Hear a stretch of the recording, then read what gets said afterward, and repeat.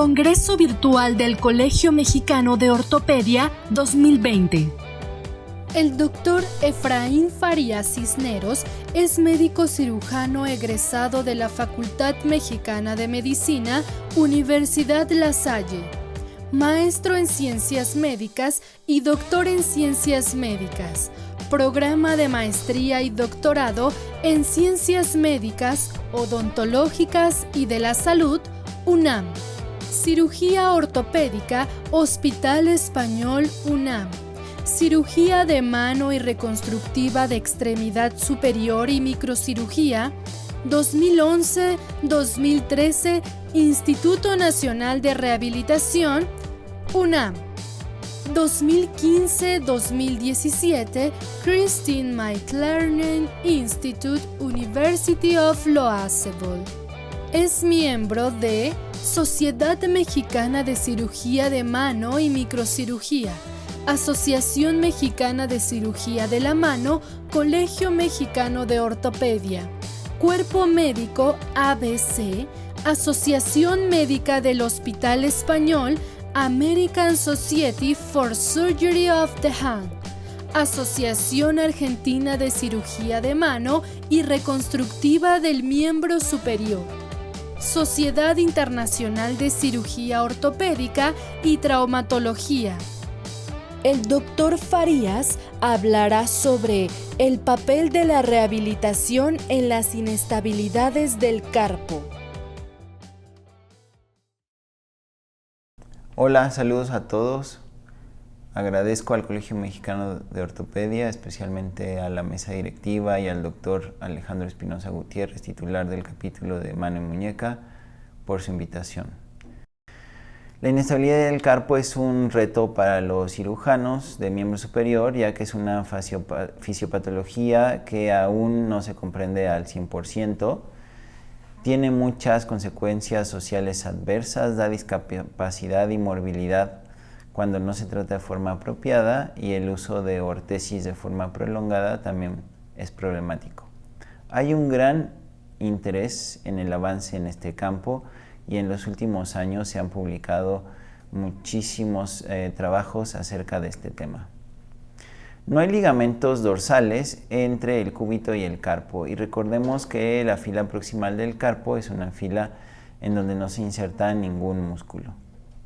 Los ligamentos se pueden dividir en intracapsulares, y estos en extrínsecos e intrínsecos. Los extrínsecos se van a insertar a los huesos del antebrazo, ya sea radiocúbito, y los intrínsecos se van a insertar entre los huesos del carpo. Y recordemos que en la fila distal los ligamentos interóseos no tienen movilidad, y en la fila proximal estos ligamentos entre el escafoides, el semilunar y el piramidal nos van a dar movilidad. Muy bien. La muñeca es una articulación muy móvil que es capaz de sostener una gran carga sin deformarse. Esta se mueve pasivamente al contraer los músculos del antebrazo, especialmente los flexores y extensores del carpo. Como ya habíamos mencionado, la fila proximal no tiene inserciones directas, y la fila distal va a tener muy poco movimiento, ya que forma una unidad rígida funcional, como se ve en el diagrama. El escafoides es el hueso que tiene mayor rotación, más o menos un 90% del arco total del movimiento, comparado con el semilunar y el piramidal. Y en cuanto a la cinemática de la muñeca, debemos de recordar que de neutro a desviación radial, el trapecio y el trapezoide van a empujar el escafoides hacia proximal, y entonces el escafoides se va a flexionar.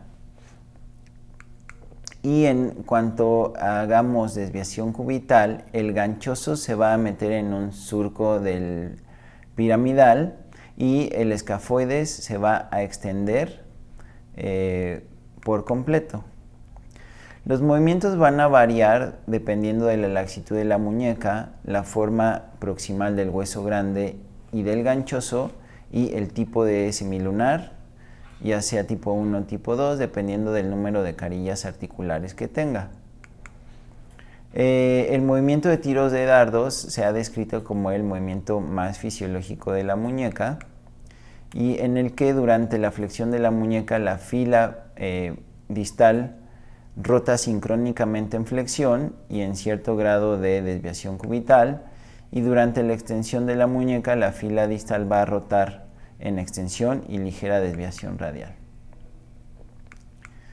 Muy bien, la inestabilidad carpal no disociativa se puede dividir en radiocarpal, y esta a su vez en traslocación cubital, traslocación radial o luxación radiocarpal pura, o las inestabilidades mediocarpales, que se pueden dividir en palmar, dorsal, combinada o adaptativa. Muy bien, ya sabiendo esto, hablemos de la rehabilitación. Lo más importante es que el manejo de la inestabilidad carpal no disociativa es principalmente no quirúrgico. Esto es generalmente en pacientes con laxitud generalizada, en donde la exploración física van a tener chasquidos secundarios a esta inestabilidad, la cual puede ser asintomática y si es así no va a requerir ningún tratamiento. En cuanto a los pacientes sintomáticos, es importante recalcar que el tratamiento no quirúrgico suele ser exitoso y debe de ser multimodal y debe incluir la educación del paciente acerca de la inestabilidad que tiene y de los movimientos que van a ocasionar dolor o síntomas, el uso de ortesis para mejorar la función de la mano, el uso de ciclos cortos tanto de antiinflamatorios no esteroideos como de terapia física. El tratamiento quirúrgico se va a reservar a un segundo plano y este va a ser en pacientes que tengan casos refractarios al tratamiento no quirúrgico, ya que los resultados después de una cirugía no son predecibles. El manejo quirúrgico va a variar de cada subcategoría de la inestabilidad carpal, lo que se ha visto durante todo este bloque con los profesores anteriores. Los resultados van a mejorar en aquellas subcategorías en las que se entiende mejor la biomecánica de la inestabilidad.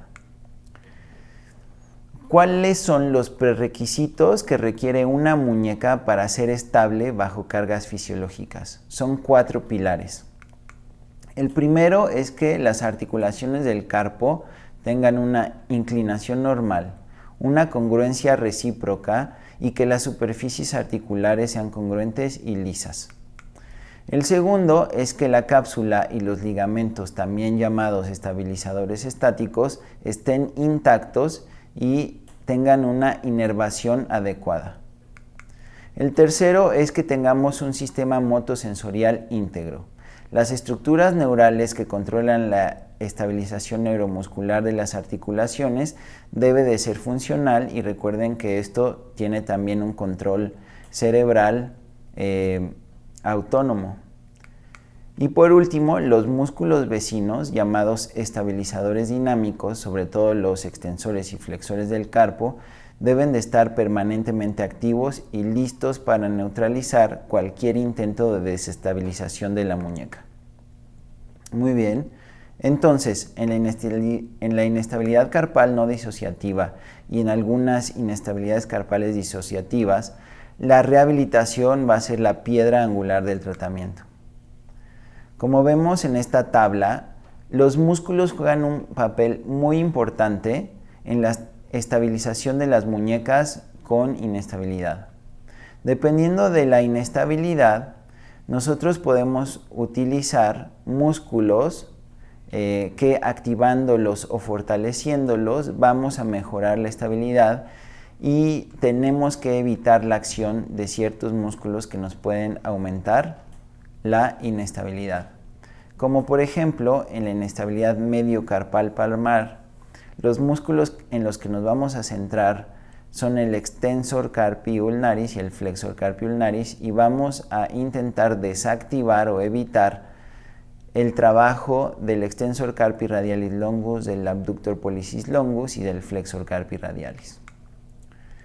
En cuanto a la inestabilidad no disociativa palmar, El manejo inicial consiste en el uso de antiinflamatorios no esteroideos para los episodios agudos de dolor e inflamación y la modificación de actividades con terapia ocupacional específica. También podemos utilizar férulas con soporte cubital y palmar, las cuales van a reducir el movimiento palmar sintomático de la fila proximal, manteniendo el semilunar en una posición neutra. Esta férula se hace de esta forma. En el cuadro izquierdo tenemos los materiales que se necesitan. En la figura del centro vemos el componente en la mano y vean cómo se pone una esponja sobre el área del piso piramidal. Y en la tercera figura se ve el componente de la muñeca con una parte acolchonada en el extremo distal. También tiene una tira con velcro que se ajusta y va del componente del componente de la mano hacia la muñeca en la parte dorsal, y con eso cubrimos la parte dorsal del piso piramidal. En la parte del medio vemos la vista palmar de la férula completa, y en la foto de la extrema derecha vemos el lado radio palmar de esta órtesis. En pacientes que tengan una inestabilidad carpal no disociativa unilateral y que esté relacionada a una lesión aguda o un trauma agudo, el tratamiento va a ser el uso de un aparato circular de fibra de vidrio o de yeso durante 4 a 6 semanas, con la muñeca en neutro en cuanto a la flexoextensión y con ligera desviación cubital.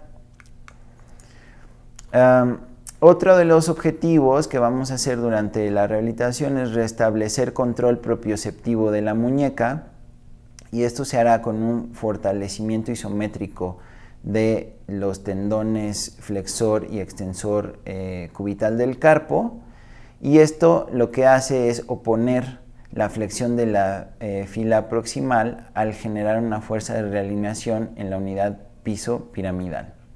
Generalmente, cuando el extensor carpio ulnaris se contrae, genera un momento de pronación en la fila distal del carpo, lo cual estabiliza la fila proximal. En cuanto a la inestabilidad carpal no disociativa dorsal, el tratamiento va a ser similar a la palmar, y también responde muy bien a tratamiento no quirúrgico, y nos tenemos que enfocar mucho a la propiocepción y a ver la integridad de los ligamentos helicoidales que evitan la flexión excesiva del escafoides y del semilunar, y la falla de el complejo pirámido semilunar puede promover una inestabilidad medial carpal. En la inestabilidad carpal no disociativa combinada, la modificación de actividades y el tratamiento no quirúrgico son la primera línea de manejo, pero no suelen responder tan bien como los pacientes con variantes dorsal o palmar aisladas, ya que los pacientes con esta inestabilidad tienden a ser más jóvenes y es preponderante en ellos preservar la movilidad y función el mayor tiempo posible, tratando de evitar las artrodesis parciales lo más que se pueda. En cuanto a la inestabilidad carpal no disociativa adaptativa, esta generalmente se debe a malas uniones y no va a haber laxitud ligamentaria generalizada, por lo que los resultados del tratamiento quirúrgico suelen ser superiores a otros tipos de inestabilidad carpal, por lo que si el paciente después de la terapia ocupacional continúa con síntomas, se puede proponer un tratamiento quirúrgico.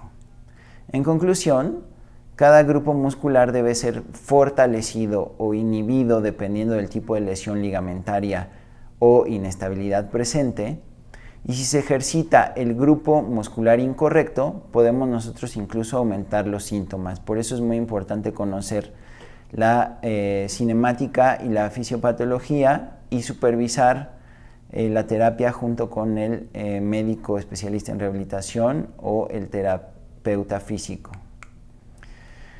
Son necesarias las férulas de inmovilización que neutralicen el efecto negativo de los grupos musculares, sobre todo en las lesiones agudas.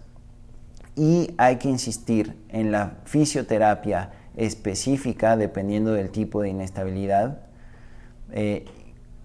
enfocándonos en mejorar la actividad de los músculos que estabilizan y disminuir la actividad de aquellos que causen mayor inestabilidad. Muchas gracias por su atención.